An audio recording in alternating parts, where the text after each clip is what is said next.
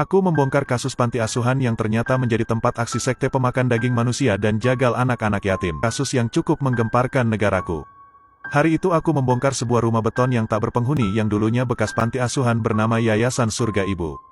Pemiliknya seorang wanita setengah baya berumur 45 tahun yang entah di mana keberadaannya. Di lokasi, kami sudah menemukan beberapa rangka tulang pada sebuah lubang yang dibongkar dan setelah disusun, menjadi seperti 6 mayat manusia. Kasus ini terbongkar saat ada warga yang melapor sering melihat penganiayaan kepada anak-anak di tempat ini dan seringnya anak kecil hilang di sekitar lingkungan mereka. Dengan ditemukannya rangka tulang, aku yakin pasti masih ada yang terkubur di rumah tak berpenghuni ini. Aku pun menempelkan telinga di lantai, sambil konsentrasi mencoba mendengarkan di bawah keramik, mana yang paling hampa. Semakin tinggi ruang hampa di dalam, semakin besar kemungkinan itu kosong. Aku mengendus beberapa lantai sampai ada kawanku yang bernama Pak Syaiful berkata bisik-bisik kepada temannya bahwa aku seperti anjing, namun akurasiku selalu akurat di atas 90%. Bongkar, kataku setelah menemukan ruang hampa di bawah beberapa lantai. Ternyata benar, semua lantai yang dibongkar menemukan belasan tengkorak anak-anak, dari yang paling kecil berusia 2 tahun hingga yang berusia 12 tahun. Saat pembongkaran, Pak Syaiful bertanya padaku menurutku apa yang terjadi dengan tempat ini dulunya. Ku jawab, jagal. Dia heran kenapa aku bisa tahu, jelas dari beberapa tulang yang ditemukan tidak utuh. Beberapa tulang juga didapati ada bekas gesekan benda tajam dan lagi patahan-patahan tulang seperti ini, mereka potong dan dagingnya diambil. Semua tulang ini mengindikasi mereka dimutilasi dulu, dipotong bagian-bagian kecil lalu dagingnya diiris dan diambil. Hampir semua tulang belulang kondisinya seperti ini. Kemungkinan daging manusia ini dijual. Setiap lubang menandakan waktu yang berbeda. Jadi kemungkinan satu lubang diisi oleh manusia yang dibunuh dalam waktu yang bersamaan. Dari halaman belakang sampai ke halaman depan, total ditemukan 24 mayat anak-anak, 5 diantaranya masih berumur 2 tahun. Pak Syaiful heran dengan kesimpulanku, padahal hasil visum belum keluar. Aku pun bilang, seperti yang kamu bilang, aku anjing, aku mengendusnya. Dia sontak kaget dan tanya bagaimana dia tahu aku mengatainya seperti anjing. Ku jawab dari gerak bibirmu dan caramu melihatku dari kejauhan. Pembongkaran rumah ini menjadi topik yang paling dibicarakan di TV lokal maupun nasional. Selesai mengolah TKP, aku memakai masker dan topi serta kacamata hitam. Sebagai penyidik, pastinya sangatlah rentan berbahaya, bakal ada banyak musuhku. Meski aku masih muda, aku sering dikirim ke luar negeri untuk menyelidiki kasus-kasus rumit Interpol, bahkan media Amerika menyebutku detektif kecil dan hampir 98% kasus tersulit berhasil aku pecahkan. Banyak penjahat yang penasaran dengan mukaku namun aku selalu menyembunyikan identitasku di depan media. Selesai membongkar makam di rumah yayasan yang sebenarnya tempat jagal, aku mengumpulkan semua timku di kantor untuk saling bagi tugas. Berbekal linggis, aku congkel bangunan rumah bekas yayasan ini. Hampir jadi kebiasaanku, setiap kasus lama terutama pembunuhan, aku harus merasakan langsung suasana di lokasi terutama di waktu sunyi seperti tengah malam ini. Indra perasaku mampu merasakan apa yang diceritakan dinding-dinding rumah itu. Aku menutup semua jendela agar tidak ada angin yang mengganggu konsentrasiku. Kututup matanya lalu menarik nafas pelan-pelan dan merasakan setiap aroma yang masih tersisa di dinding rumah itu. Dalam imajinasiku yang membawaku ke masa lalu, kulihat puluhan anak kecil bermain di ruang tengah yang besar itu. Dalam rumah yang berbentuk L itu, aku berjalan ke arah dapur, aku melihat ada jalan kecil melalui tangga ruang belakang. Aku coba menyusuri jalanan itu. Aku merasakan bau keringat dan asinnya air mata yang begitu kuat. Mungkin itu dulu jalan untuk membawa anak-anak secara paksa ke tempat penjagalan.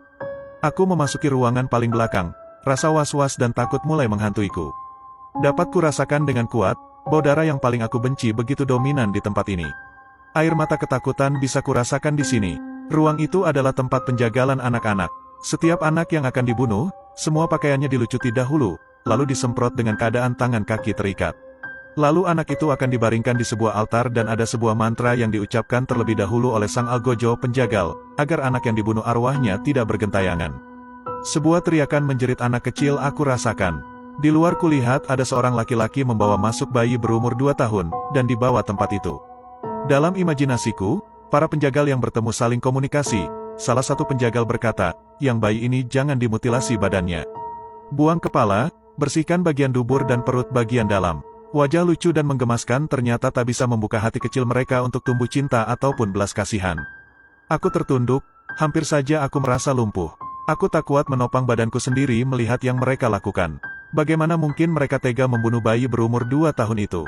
Aku berharap semua imajinasiku salah. Tapi dari temuan tengkorak tadi siang memang benar adanya bukti 5 tengkorak bayi ditemukan. Total penjagal di rumah itu ada 4 orang, bisa kurasakan ada 4 bau keringat berbeda dalam ruangan itu serta 4 pisau yang sama.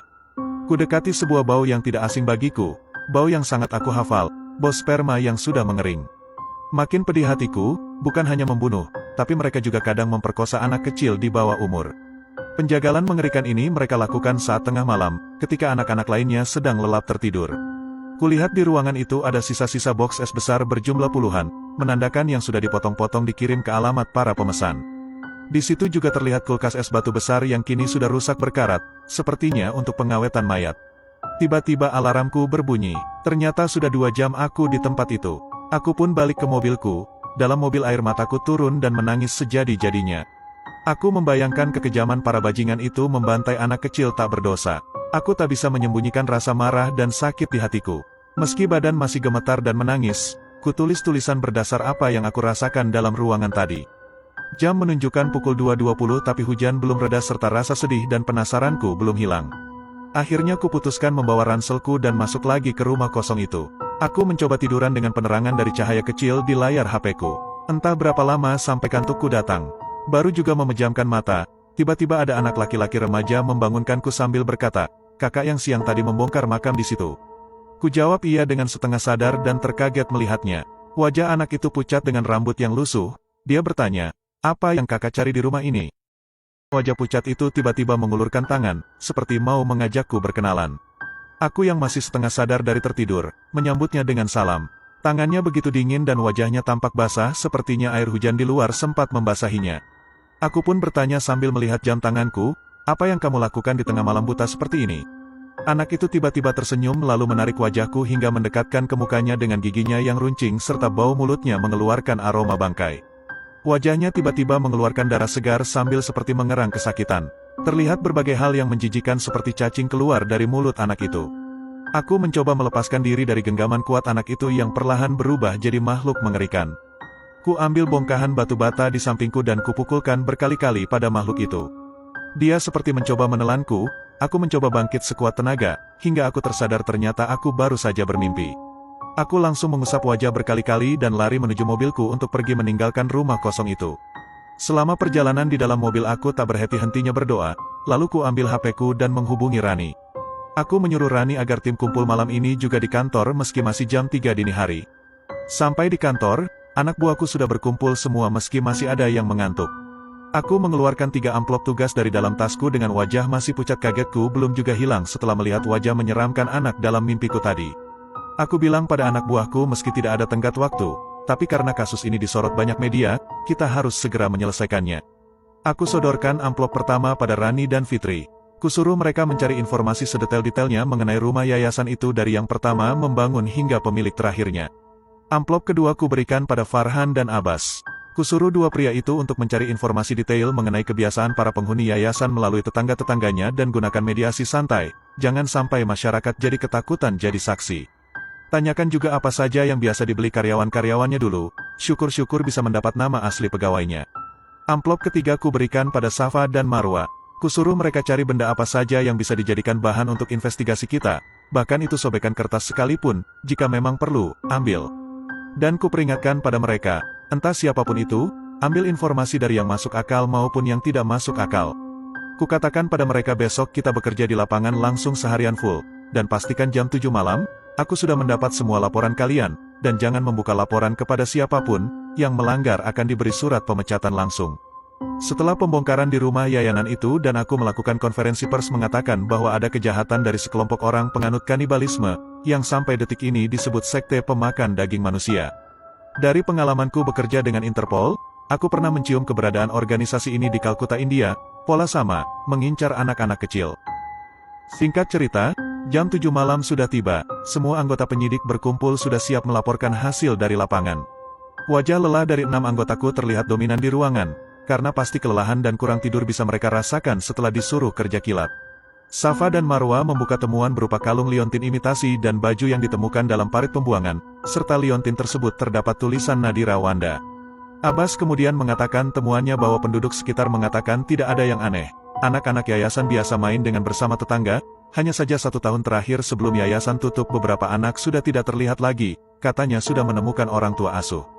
Lalu Rani dan Fitri kutunjuk untuk melaporkan temuannya, katanya rumah itu asalnya dibangun oleh ekspatriat berkewarganegaraan Jerman bernama Rudolf, dibangun sebagai yayasan untuk orang-orang cacat khususnya di kota ini. Lalu yayasan dibeli oleh keluarga konglomerat Tanli sebagai dedikasi untuk saudara tirinya yang cacat. Kepemilikan di atas namakan Fandi Tanli, semua biaya ditanggung penuh oleh keluarga Tanli di bawah perusahaan mereka. Setelah Fandi Tanli meninggal, yayasan bersama rumah dan tanahnya dihibahkan kepada Wilhelmine, seorang wanita Indo-Belanda dan berganti nama jadi Yayasan Surga Ibu. Beroperasi semalam 3 tahun lalu tiba-tiba saja tutup. Kutanya kapan terakhir dinas sosial sidak ke yayasan itu, kata Rani kurang lebih 2 minggu sebelum bangunan itu kosong. Kulihat gambar-gambar foto temuan mereka, ada simbol yang tak asing, simbol segitiga dengan bulatan tengah dan huruf G di tengahnya. Ini simbol yang sering dipakai oleh penganut satanisme pikirku. Lalu kutanya lagi pada Rani dan Fitri, apa ada alasan mereka mengosongkan rumah itu secara tiba-tiba? Kata Rani informasi itu bisa kutanya pada Farhan. Aku arahkan pandangan pada Farhan. Farhan terlihat tertidur dengan nyenyaknya dalam ruang rapat dengan mulut menganga.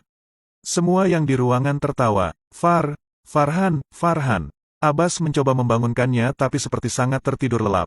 Abbas mulai bingung, Farhan seperti mematung, lalu inisiatif meletakkan jari telunjuknya ke hidung Farhan. Nyaris tak ada nafas sedikit pun. Abbas memberi isyarat kepada semua bahwa Farhan sudah tidak bernafas. Aku langsung loncat menghampiri Farhan. Jantungku berdegup kaget, dan yang benar saja, sialnya setelah kucek denyut nadinya Farhan memang tak ada lagi. Dan sambil mengusap wajahku, kuucapkan, Farhan meninggal. Sontak ada yang menjerit tak percaya atas kematian Farhan. Beberapa hari setelah kematian Farhan, hasil visum Farhan dikeluarkan, dinyatakan Farhan meninggal akibat diracun.